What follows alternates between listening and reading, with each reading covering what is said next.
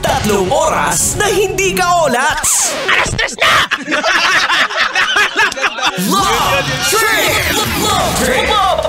Love Trip! Mula alas 3 hanggang alas 6 ng gabi. Oh yeah! Sa 90.7 Love Radio. Love Trip! Kasama ang inyong muy delisyosang ka-love team. Mara Tony! Mara Tony! Ikaw, anong trip mo? Jose Rizal, Andres Bonifacio, Emilio Aguinaldo, Apolinario Mabini, Marcelo H. Del Pilar, Sultan Dipatuan Kutara, Tuan Luna Menchora, Kinot Gabriela Sirang. Sino pa ba? Sino pa ba ang makukonsider natin na isang pambansang bayani? Hanggang ngayon meron pa rin tayong ganyan kahit wala sila Jose Rizal, Andres Bonifacio. Malay mo, this is your chance para mapabilang sa mga listahan na yan. Gumawa ka lang ng mabuti syempre sa kapwa mo at unahin mo ang bansa bago sa sarili mo. Why not, diba? Well, maraming ways. Alam mo, given ngayon, sa panahon ngayon, marami kang pwedeng magawa sa kapwa mo, lalo na sa iyong bansa. Well, mahihirapan ka lang kung puro sarili lang ang iniintindi mo, syempre. Sabi nga sa National Heroes Committee, hindi basta putyo-putyo o hula-hula na yung pagpili sa mga bayani, no? Meron din yung criteria for judging. Kaya kung ikaw, hindi mo nga kayang umalis dyan sa situationship eh. Paano pa kaya? Na ipaglaban ng sariling bansa?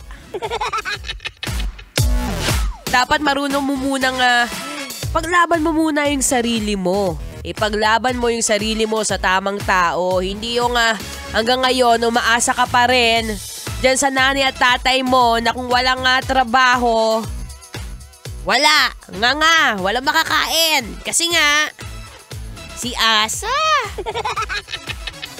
Dapat ngayon pa lang, isipin mo rin syempre sarili mo. Isipin mo yung sarili mo na, I can stand on my own. I can be a hero of myself. Ganon.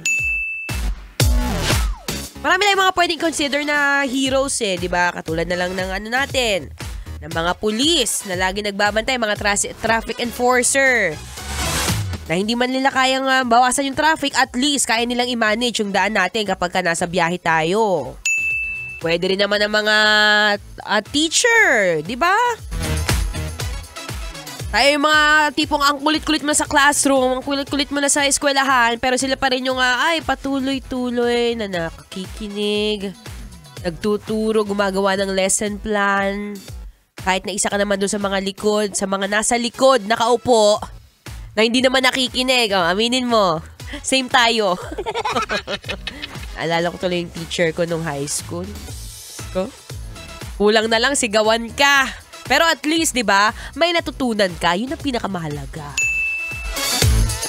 Siyempre bukod dyan, may mga doktor din. Marami tayong mga pwedeng i-consider na national hero O kaya mga bayani, modern heroes.